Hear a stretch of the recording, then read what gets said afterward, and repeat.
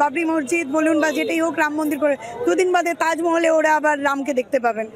তো ওয়াকফ বিলে আজকে এই বাংলার মাটিতে যেখানে দাঁড়িয়ে আছে সেখানেও আপনি জানেন নাই করে ৮০,০০০-এর উপর আছে ওয়াকফ সম্পত্তি।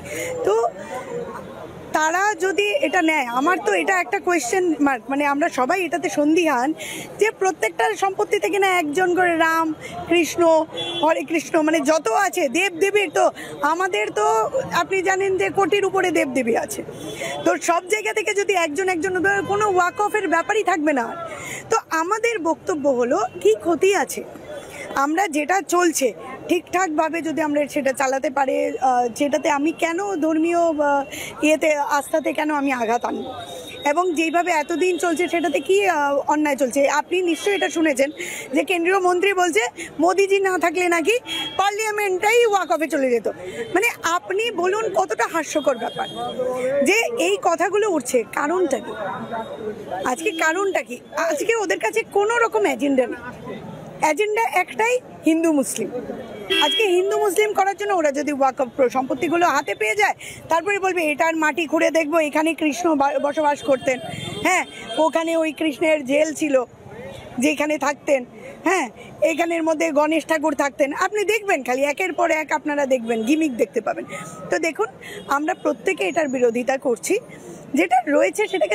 আপনি অন্যদিকে এই যে আপনারা জনগণনা করেননি সেটার দিকে নজর দিন, যে আজকে কিভাবে আমাদের দেশটাকে সেই শীর্ষে নিয়ে যাবেন, তো সেইটার দিকে নজর দিন।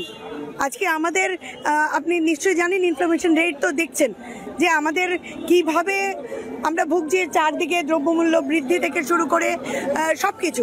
তো আজকে আপনারা সেই দিকে নজর দিন, কি করে মানুষেরা খেয়ে পড়ে বাঁচবে।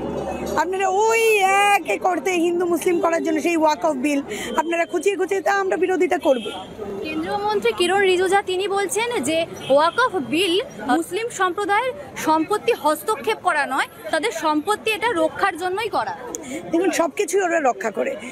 আপনি আর আমি এতদিন জেনে এসছি যে 4টে স্তম্ভ, তার মধ্যে একটা ওই বিচার বিভাগ, তাই না? আমরা দেখলাম রাম মন্দিরের বিচার কি করে করা হলো। আমরা দেখলাম যে যিনি চিফ জাস্টিস ছিলেন উনি অন্ধবিশ্বাসের উপর রাম মন্দিরের বিচার করে দিলেন, সেটাও আমাদের জানা ছিল না। সেটাও ওনারা বড় বড় করে হম্বিতম্বি করে বলেছিলেন এটা বিচার বিভাগ, বিচারপতি যা ডিসিশন নেবে আমাদের আস্থা রাখা উচিত আইনের উপরে। কোথায়? তো ওরা যে এই কথাটা এখন বলছে যে এটা ওদের কাজ, এটা ওরা কোনো ধর্মে হস্তক্ষেপ করবে না, দেখুন এগুলো সব জুমলা। শুনে শুনে আমাদের মানে কান পচে গেছে। সেটা সেই 15 লাখ থেকে শুরু হয়েছে, সেটা আমি বললে মানে আপনিও হাসবেন। এই কথাগুলো সবাই জানা, তাও ওরা কোনোভাবে এই দাঙ্গা সৃষ্টি, সাম্প্রদায়িক দল যখনই ভোট হয় তার আগে একটা দাঙ্গা সৃষ্টি করে দেয়।